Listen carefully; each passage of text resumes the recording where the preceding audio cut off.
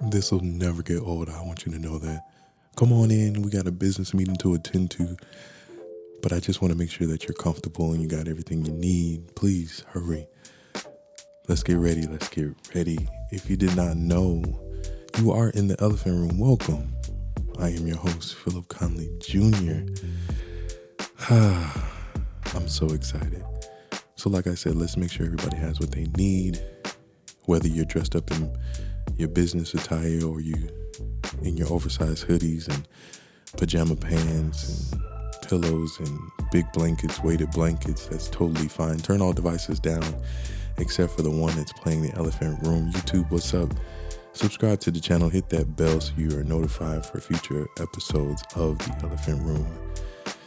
And while we're at it, as we got our pens and our pads and our notes app up, let's grab our glass. Fill it whatever you need to fill it with.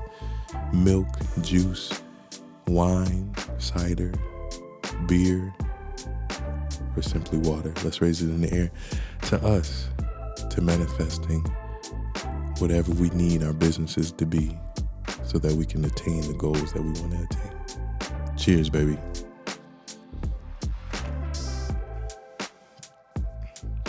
So that's what we're doing here, ladies and gentlemen. We are a part of a business meeting. We manifested personal goals, or we manifested and we heard random questions in the elephant room, and we got our wheels turning. And some people double backed and was like, yo, what if we do a manifestation session on just business? What if we do a manifesting session simply for individuals that want to get their wheels turning when it comes to business? And I was like, yo, I mean, not only do we talk about awkward moments and the funny things that we learn from them, but we also make sure that we are putting ourselves in position for the greatest and best life that we can live. You know what I mean? So that's a part of that. So why not dedicate an episode? Why not dedicate some time for people that want to be business owners? And if there are individuals in the elephant room right now that don't want to be a business owner, that's totally fine. You can take this time to hear the questions and hear the manifesting session and to draw out or to document what the ideal employer is for you. You know what I mean? You may not want to be the top dog. You may not want to be the big boss, but you definitely want to have a grip and an understanding of who you want to work for and what type of company you want to be a part of, right? So let's jump in. So first and foremost, the name. What's your name going to be? What's the name of your company going to be? Is it going to be a derivative off of your name? I mean, if you guys did not know, the company that sponsors the Elephant Room is Philanthropy. Obviously, my name is Phillip Conley Jr., and it's a play off of my name, Philanthropy. And there's so many other things that is tied to philanthropy that I had to spell it a different way. So it's Philxpry. That's just an example for me, but what's your name going to be? Is it going to be an LLC, so Morning Star LLC, or just Morning Star? Is it going to be Morning Star Incorporated, or just Morning Star? I think Facebook used to be Facebook Inc. as the umbrella company, and now it's Meta. You get it? So what's your name going to be? What do you want people to feel when they hear your name? What do you want people to grasp to when they hear your name? What kind of logo do you want? Is it going to be words, or is it going to be an item, or is it going to be a syllable? You know what I mean? We see McDonald's as just an M, so it's not necessarily a word, but it's a letter. But combined with the color, we get it. We understand it. I mean, we know the Golden Arches has got the greatest fries on earth. We know the Golden Arches will pull some things out of their tails to offer to the general public. They have a double crunch burger right now, ladies and gentlemen. It's a double cheeseburger with onions, ketchup and mustard, and 3 chicken nuggets. Good God Almighty. Yeah, look it up. Look it up. A double crunch. Disgusting in my opinion, but hey, somebody wanted it. Somebody wanted it and they got it. So what's your logo going to be? Are you going to have multiple? You don't always have to have just one. Like I said, McDonald's, if we're using that example, they have the M, and the M is yellow. And then they have, the McDonald's. They have the certain font. They don't just have McDonald's written in any type of font. They have a certain font dedicated to the actual word. So what type of logo are you going to have tagged to your business? Brand. We have an infatuation with that word, brand. I don't believe we fully understand or grasp the meaning of it. Oh, it's my brand, it's my brand, it's my brand, it's my brand. Like, okay, is it your brand or is it your product? Because those things are vastly different. You know what I mean? Like, I love Apple, and I love the product. The product is the iPhone, right? But the brand that's tagged to the iPhone is security, is loyalty. I don't care what anybody says. I have yet to experience a greater experience or a greater customer service experience than Apple. Apple, they are so nice and they are so attentive to your needs as a customer. Apple Care, is one of the greatest purchases I've ever made. Apple Care, now I know our phone services, whether you're AT&T or Verizon, T-Mobile, whatever, they have phone protection or they have phone insurance. If you decline that and go with Apple service or Apple Care, their protection, you can just about get anything you need done immediately, quickly, as soon as possible, because they're dedicated to the customer. That's the brand. No matter what type of product you get from Apple, you're getting loyalty. You're getting determination to make sure that your needs are met. You're getting individuals that are attentive to your needs. That's the brand. The product is the iPhone, iPad, Mac. So let's differentiate the brand from your product. But right now, what is the brand? And I asked this earlier, but it is the main source of the brand. What are people going to feel when they hear your name? What are people going to understand what they get when they do business with you? And it could be timeliness. It could be major collaboration. It could be caring. You could care for your customers. You could, you know what I mean? They understand and know that you are going to be responsive. You are going to get back to them, by the end of business day. You're going to get back to them before the 2-day period is up. What is your brand going to be? Just for an example, a product of Philanthropy's brand is the elephant room. The brand itself is making sure you are cultivated in a community of like-minded people. Meaning you're going to come to a place or you're going to come to a central area and you're going to be involved in community or be involved with like-minded people and share a laugh and make new friends and find new perspectives. So with anything Philanthropy has its hands on, you're going to understand and know that you're going to have a good time. You're going to have a good time. You're going to learn something new, or you're going to learn a new perspective, or you're going to hear a funny story, or you're going to laugh, or you're going to giggle, or you're going to find another awkward moment that you didn't think it was awkward, but now you do. That's the brand of Philanthropy. Dedication to making sure we have a good time, but also placing ourselves in the best position possible to live the best life we can. It's a lot. Branding is just not one word. I hope we understand that too. Branding is just not one word. Like, it's not just love. Okay, what does that mean? It's not just fun. Okay, how am I going to have fun? You know what I mean? Branding is the description of the product. The product may be one word. Once again, phone, computer, running, shoes. But the brand is everything tied to it. Okay? So, what's your name? What's your logo going to be? What's your brand? The intangibles. What are things going to be tied to that are intangible to your business? What type of customer are you serving?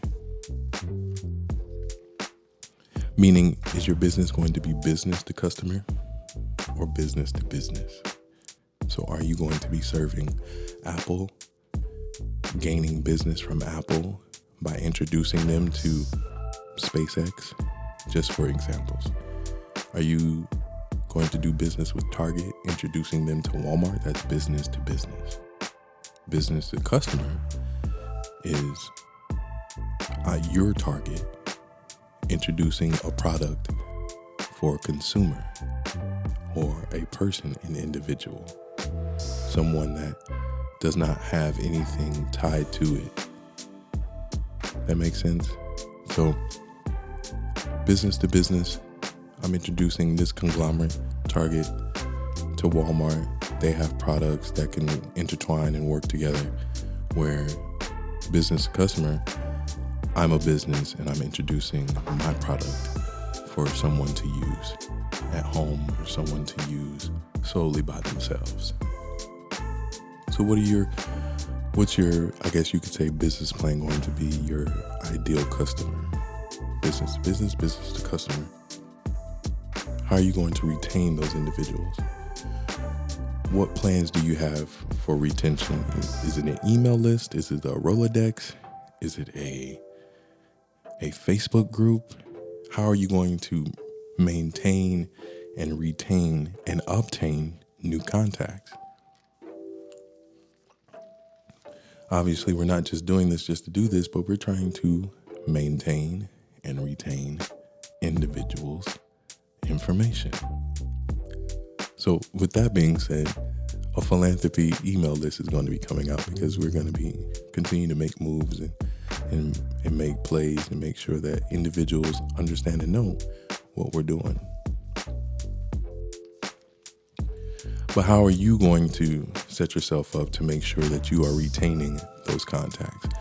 How are you going to retain and obtain those business cards that you received at the networking session? How many networking sessions are you going to?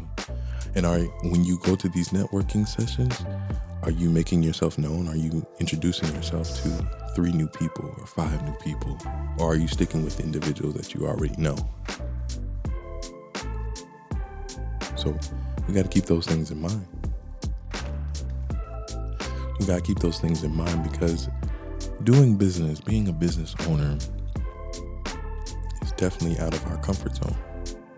Maybe we haven't been around individuals that have ran businesses before. Maybe it's the first time that we're even doing something like this, or doing something like this that anybody's done in our lives. So it's very natural for us to cling to individuals that we already know or have relationships with, when in actuality, we gotta step out of our comfort zone and introduce ourselves and get to know people. And not even get to know people, but allowing individuals to get to know us.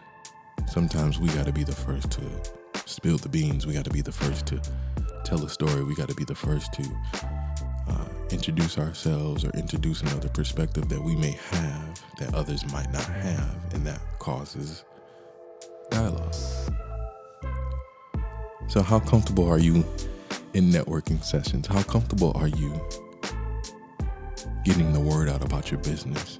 When ready, how comfortable are you about keeping your mouth closed about certain businesses or certain ideas that you have because they're not ready? I mean, obviously, as business owners, we want to make sure that we secure our ideas. We want to make sure that we secure what we're doing. So we can't really talk about it a lot. I mean, look at Apple. I mean, we're going to stay in that same vein. Look at Apple. Look at McDonald's. Look at Google. Look at Target. Look at Best Buy. There are individuals that are in those organizations that are testing out certain products or testing out certain processes that they cannot talk about yet because it's not public. It's okay to be a business owner and not talk about something. It's okay to be a person and have something you're working on and not talk about it. It's not that you're being stingy, or it's not that you're withholding information because you necessarily just want to hold it. No, you want to make sure that it's right. You want to make sure that it's ready for marketing. You want to make sure that you're ready to talk about it. You ever been in a conversation about something, an idea that you had, and an individual start asking you questions about it, and you don't necessarily have all the answers? So essentially you just sound dumb, or you just sound illiterate, or you sound bare bones, not ready, right? We don't want that. We don't want that, because with that comes discouragement. With that comes a persuasive attitude. Individuals start asking you questions, and you may find the answers if you just thought about it a little bit longer, or if you had a little bit more time. Because you don't, you're like, oh, this might not be a good idea. No, it is. You just don't talk about it a lot. Talk about it with people that you trust, but don't talk about it with everybody. And it's okay. And that's okay. So how comfortable are you having an idea and working on it in an isolated state? Do you need people's approval? Do you need people's validation? Or can you depend on your own thoughts or your own willpower to see it through until you're absolutely ready to talk about it with everybody?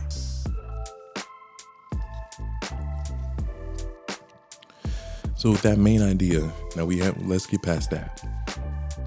Your main idea. You have your idea, you have your business, it's up and running, it's ready. You're marketing it, you're getting it out there, right? We have that main idea. What are your supporting products for that main idea? So for instance, McDonald's, they have a burger, double cheeseburger or a cheeseburger, whatever, or the Big Mac. Let's say the big idea is the Big Mac. Okay. Now they have chicken nuggets.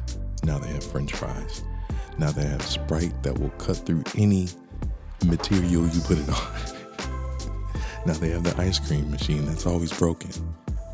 Now they have the McFlurry. Now they have cookies. Now they have iced coffee. They have supporting products. So not only am I going to McDonald's to get a Big Mac, I'm going to McDonald's to get a Big Mac with fries and Sprite. So what are your supporting products? Now, once again, you may not be ready to talk about these things, but this is for you to document, to write it down, to figure it out. So if you're a consulting business, what other services are you able to provide a business outside of your consulting service?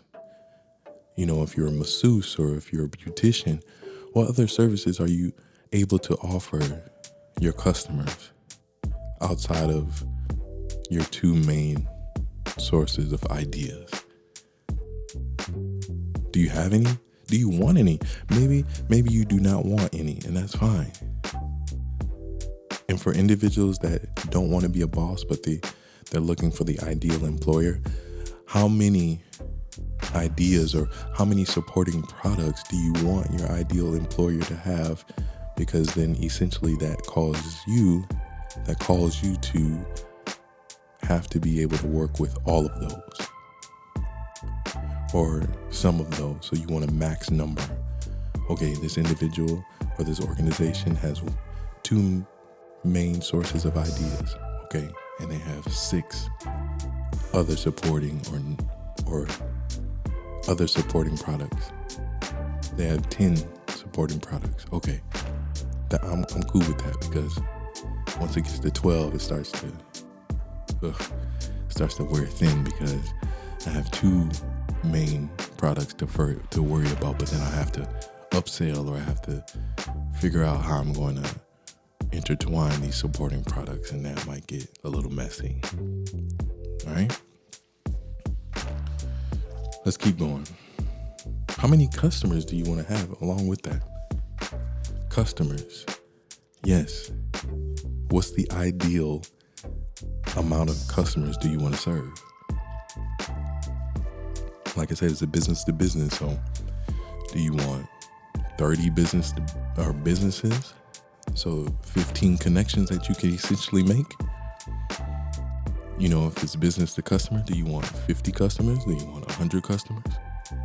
Can you handle the amount of customers that you have? Can you fully support? Do you have the product backed up for you to supply your customers with whatever they are asking for? So you really have to understand and know where your capacity is right now. Just right now. This is not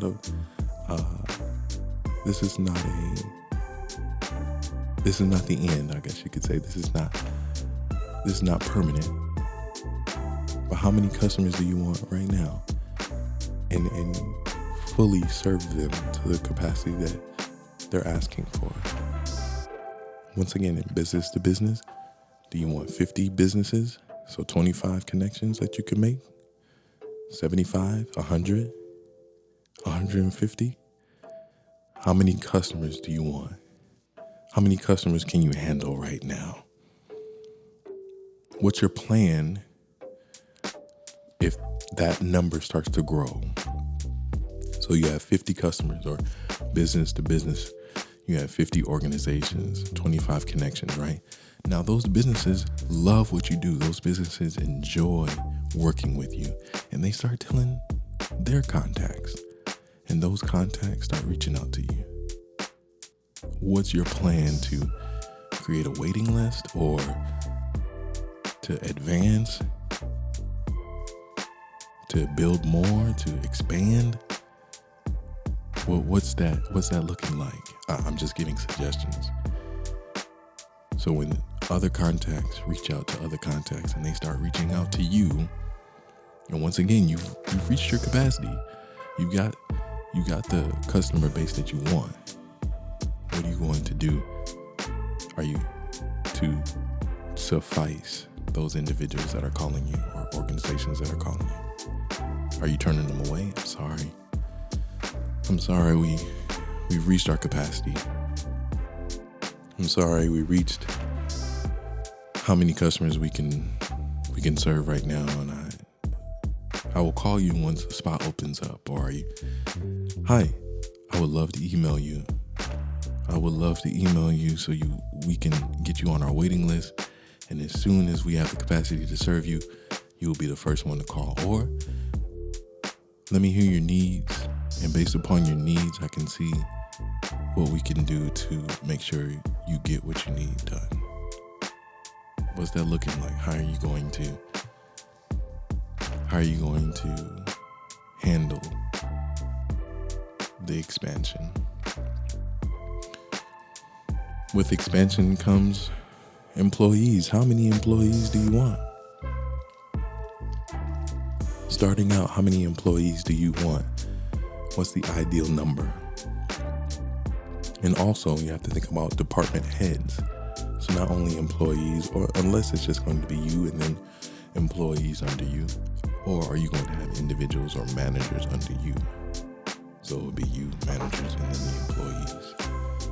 So based on how many employees you want, how many department heads does that require for you to have? Once again, with the expansion of business, how are you going to handle the need for more employees? How are you going to handle, quote unquote, the labor crisis right now? Is it safe to just lock in the employees that you have and just wait it out? And hopefully the labor crisis goes away and individuals start looking for more and more jobs? Or are you going to dedicate a budget to grab or recruit employees to go along with the expansion of your business? What's your main source of revenue? Is it just going to be one, or are you going to have multiple? Like, what's the number? What's your ideal number of revenue? What's your ideal number of revenue weekly? What's your ideal number of revenue monthly? And what's your ideal revenue annually? Revenue, I mean, just how much money do you want coming in? 1 million? 1.7? 2.7? 3.2? 4.9 million? 12.8 million? Mind you, we're manifesting huge revenue business. No, we're not just doing put. Oh, here's $10, here's $5. Oh, here's $100, here's $150. No, we're talking about multi-million-dollar businesses that we're manifesting here. So think as big as you can. Think as hard and as wide and as large as you can. Don't worry about your resources right now. Don't worry about what you have right now. Don't worry about where you are right now. But think about as big as you can. Think about the biggest number you want to have as a revenue item. 89.5 million. Now that's just revenue, so that's just money coming in. How are you going to handle your expenses? How are you going to keep your expenses low so that your profit margins are high? So you have a lot of money coming in, little money, or relative to the money that's coming in, little money going out, so that you can enjoy the cash flow, so you can enjoy the capital, you can enjoy the profit. How much profit do you want to make from the revenue? How much profit do you want to take away from the ideal revenue number that we just put on paper, or that we just said, or that we just documented?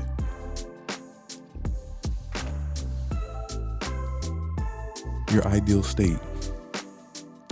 What's the ideal state for you to have your business in?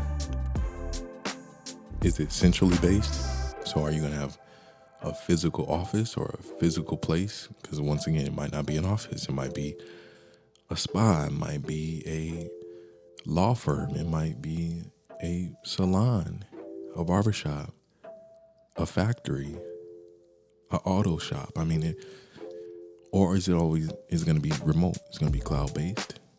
So you're not going to necessarily have a central location where employees come to the building, or are you going to have individuals that are remote and they go to the customers, or they meet via Zoom in the cloud? What's that going to be? What's that going to look like? The ideal state. Is it going to be multiple states? Is it going to be multiple locations? Are you going to have multiple hubs? Are you going to have a single building?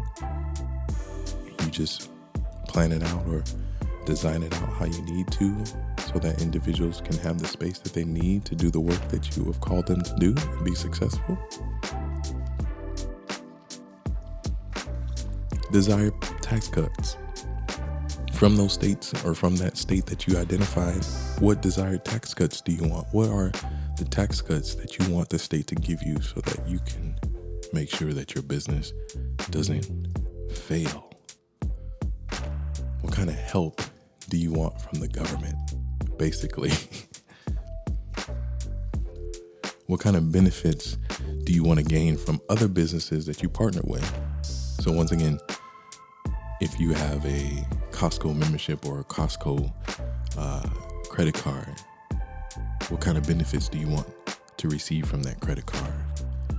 Just an example. Like I said, there's multiple things or multiple opportunities or possibilities that you can think of, but I'm just, for the sake of time, I'm trying to just give you certain or little examples to move it along. How big of an office space do you want? Once again, is it going to be a building, or is it going to be a floor? How much space are you going to dedicate to your employees? How much space are you going to dedicate for you? What are your needs when it comes to office space? Do you need multiple TVs? For myself, just for an example, for myself, in my office, I'm going to have multiple TVs.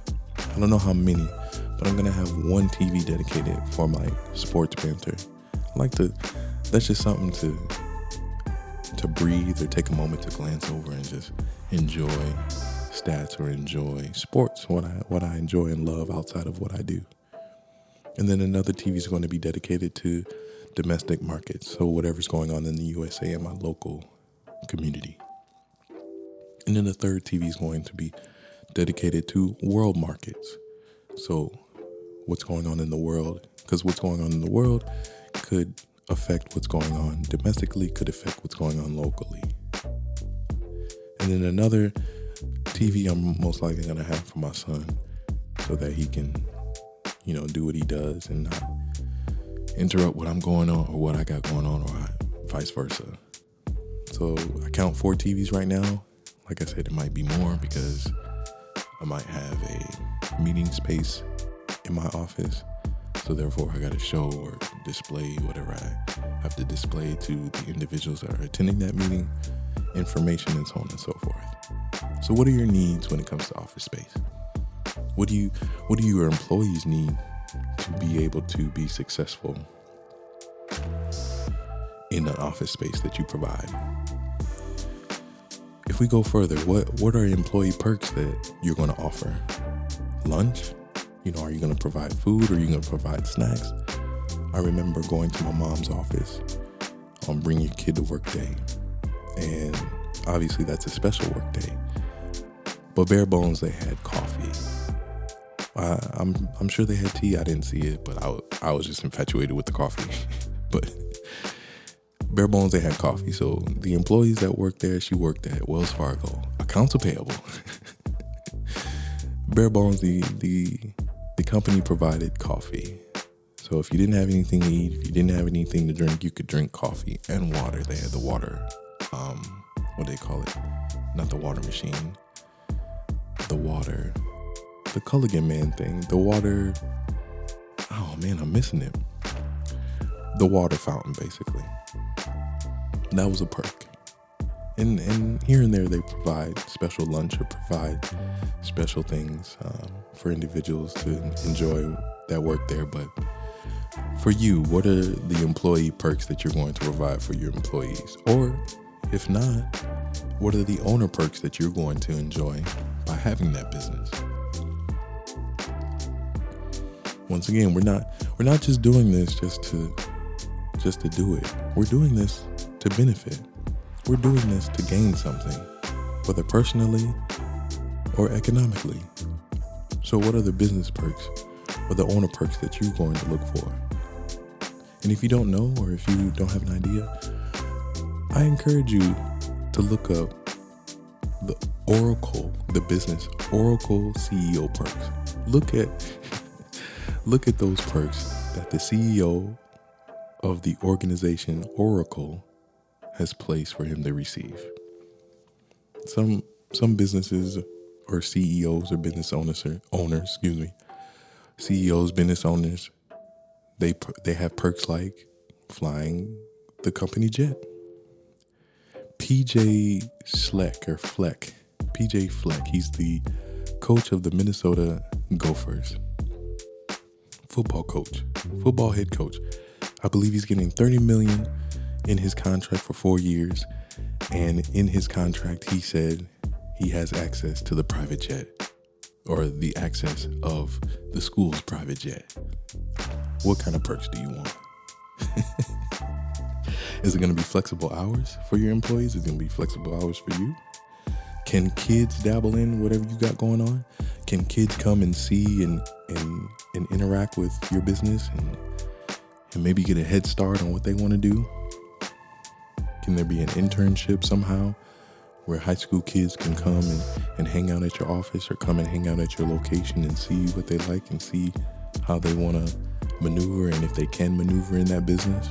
Or is it an adult business or something that is niche that you need certain qualifications before you start to dabble in? And that might be STEM work, that might be lab work. I mean, once again, the possibilities are endless. So can kids dabble in your business?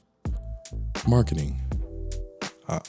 I've mentioned this before, but I'm going to mention it again. Marketing, what are your tactics to get the word out? Are you using Facebook ads? Are you using commercial revenue or commercial ads? Are you relying on word of mouth? Are you giving out business cards? Are you using social media platforms? Are you a distant owner?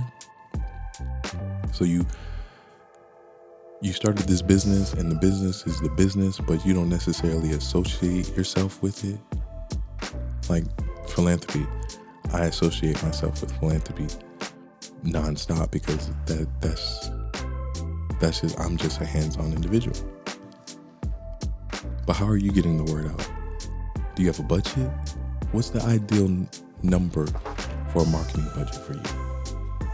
And that could be Indeed, that could be GoDaddy, that could be Google, Facebook. What's the ideal marketing number you want for your company? Do you have a flagship location? Do you have a place where people can go and they experience your business in its totality? Or do you have a virtual space that they can visit to experience your business in its totality? What's orientation like? What are your new employees going to be introduced to? What type of orientation are you going to hold? Is it going to be interactive, or is it just going to be monologue? Or what is it? Monolithic? Are they just going to sit and listen? How are you going to take into account your employees, their concerns, their worries, their ideas, their suggestions? What type of plan do you have to retain that information? If at all. Maybe you're just like, I got it. I got a formula. I got the way I do things, and I don't necessarily need any outside help when it comes to new ideas, or when it comes to recipes, or when it comes to processes. Healthcare. Do you plan on providing healthcare? Do you provide 401k plans, retirement? Do you plan on having those things for your employees? And if you're a new business, what's your goal? What's your ideal timeline for you to start doing that? Is it going to be amazing healthcare? So a lot of the, front expenses are going to be on the organization so that your employees don't have to pay in so much? Is it going to be an amazing healthcare? Is it going to be, are you going to match their contributions to their 401k plan? Is that something that's going to be a perk? How about equipment? How much equipment do you need? I'm talking about in your ideal state. How much equipment are you going to need? How much equipment do you want? Not just need, but want. Some, if I'm talking to a photographer, you might say, I need a Sony a7 III. Like, okay, great. Do you want a backup camera? Do you want insurance for your equipment? Do you need access or contacts to another photographer, so when you're doing a wedding, you have a different perspective and it's not all on you? Insurance How much equipment do you need? Once again, for people that want to run a spa or a factory or a salon or a law firm or a business based out of an office, equipment, how much equipment do you need? Write it all down. And the number of items you need. So if it's a computer, how many computers you need? If it's a TV, how many TVs? If it's chairs, how many chairs? You want to see your plan, or you want to see your desires in its whole state. So think about the equipment you need. And while we think about equipment, what's your plans for preventing burnout? We all want employees, or we all want individuals to work with us, and even for ourselves, we want to be able to work as much as we can. But how are we going to prevent burnout? How are we going to prevent individuals from walking away because we worked them to the bone? We did not consider their family. We did not consider their weekends. We did not consider their time off. So what are we going to offer them so that we make sure that we express to our employees, express to the individuals that work with us, how much we appreciate and care for them? Your partners. How are your partners going to know you appreciate them? And what type of partnerships do you want to build? List them all down. Once again, if you're into making candles, or if you're making hair products, or if you're into making any product, do you want it sold in Walmart? A partner? Do you want it sold on Amazon? A partner? Do you want it sold on Facebook Marketplace? A partner? Think about all the partnerships you want. Ideal state. We're talking about ideal state, manifesting in its ideal state.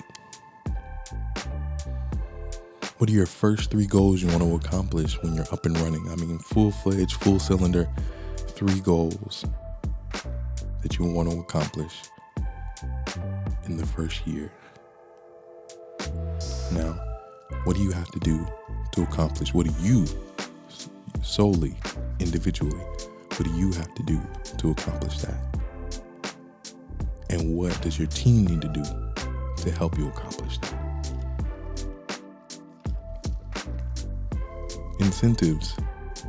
I know we talked about preventing burnout, and that's kind of reactive. This is proactive. What incentives are we going to provide our employees or for ourselves? If you get to this metric, or if you get to this goal, you get this, or if you get to this goal, you get that. If you sign on right now, we'll throw in a signing bonus. If you bring on 2 people, you get $5,000. Just examples, just suggestions. What are those incentives going to be like? Do you have plans on having a legal team? Lawyers, representatives that can represent the organization, yourself, in a legal or in a courtroom, in a legal space. How about accountants? How many accountants do you want? And let's double back. How many lawyers do you want? And what type of lawyer do you want? Based out of New York, based out of Boston? What type of qualifications do you want them to have? They studied Harvard Law. They went to MIT. They went to Stanford. Do you plan on having lawyers, and how many? How many accountants do you want and need? Personal, business, estate, HR. How big do you want your HR department to be? What type of HR practices do you want them to have? How many insurance agents do you want to be in contact with? And after a number of years that you have your business, how many number of years is it going to take for you to start a new business, or that you want to start a new business? So, okay, after the 3rd year, I want to start a new business. After the 4th year, I want to start researching another business that I can get into? Can you handle the pressure? Can you handle the pressure? The pressure of having the dedication to answer your employees, answer your partners, answer your teams. Can you handle the pressure? That's a real question. Some individuals get into certain situations and then realize how much pressure it applies. Are you prepared for that? What's your financial plans to retain and sustain the business? Once again, we talked about profit margins. We talked about revenue. So revenue streams. When you have cash flow, what are you going to do? How much are you going to save? How much are you going to save? How much are you going to put towards payroll? How much are you going to put towards expanding the business? So you have a product. How much are you going to put towards freight or more product or research for a new product, the supporting product? What's your financial plans? Write it all out. How much money you want cash flow, how much money you want in savings, how much money you want to dedicate towards expenses, even though you may have, let's say, $1,500 in expenses a month, but I have $4,000 monthly budget for expenses. Great. So then when you look at the books annually and you see you have a surplus, what are you going to do with that money? Are you going to put it in savings or are you going to put it in other areas of the business? You have money left over. What's your desired assets? Do you plan on owning multiple properties? Owning multiple businesses that have other assets? So land or buildings or cars. Cars not necessarily an asset. Depends on how you look at it. If it makes you money, it's an asset. If it, it costs you money, it's an asset or it's a liability. So what's your desired asset? If you look at Chipotle has a revenue of I want to say $250 million in revenue. They make $250 million a year off of their food, but they have 5-point-something billion in assets. So they own 5-point-something billion in assets. They own things that accumulate that number. So whether it's properties or real estate or contracts, so they make, or if they sold those assets, they would gain that much money. So if they were ever in a deficit, they could just sell their assets and be all right, if that makes sense. So if they lost $100 million, which they have, because there was a stint, I want to say 10 years ago, where Chipotle, it was a known fact, and they owned it. It was a known fact that Chipotle was making people sick. And so they had to rebuild customer loyalty. They had to rebuild customer relationship. And so they had to make moves. So if they end up losing money a year or losing money 1 year, they could sell something and be all right. So once again, they make $250 million annually, and it might be a bigger number last time I checked, but they own $5 billion in assets. So what's your exit plan? If you need one, if you want one, you may not want to do this all the time. You may not want to do this business for the rest of your life. It may be self-sustaining. You may be able to give it over to somebody or give it over to somebody to run it. You may still own it, but you don't have to be so hands-on. So what's your exit plan? How many years do you see yourself exiting out, if any? And my last question, how much influence does world markets have on your business? How much influence does domestic markets have on your business? And are you flexible, and are you willing and able to pivot? A lot of individuals saw a great opportunity to deliver, for DoorDash or deliver for Postmates or deliver for Amazon or whatever. And now gas is hiking up. It's almost $7 in California. It's almost $4 here in Minnesota. Doesn't sound so good after all. So what are you going to do to pivot? All because the world markets are changing. All because domestic markets are changing. What are you going to do? Are you ready? Hey, man, I got to get out of here. I appreciate everybody coming to this business meeting. I hope that we asked some questions that got the wheels turning. I hope you have a whole entire plan, a manifesting plan that you have in front of you so you can take full advantage and execute the items that you need to execute to get the things that you have on that piece of paper or have in that notes app, man. Once again, I appreciate and I love you from the bottom to the top of my heart. If this is giving you any value, share it to somebody else that will enjoy it, or share it to somebody else that would enjoy a laugh or two or enjoy these questions and manifest with us. Share it with anybody and everybody that you know. Subscribe to the podcast however you get it. Spotify, Apple Podcasts, Google Music, Amazon Music, Google Podcasts, YouTube. Subscribe to the channel however you get it. Make sure that you're a part of future episodes of The Elephant Room by hitting that bell. Follow me on all social media platforms, PHILXPRY. That's PHILXPRY. I can't wait to see y'all next time. All. Peace and love.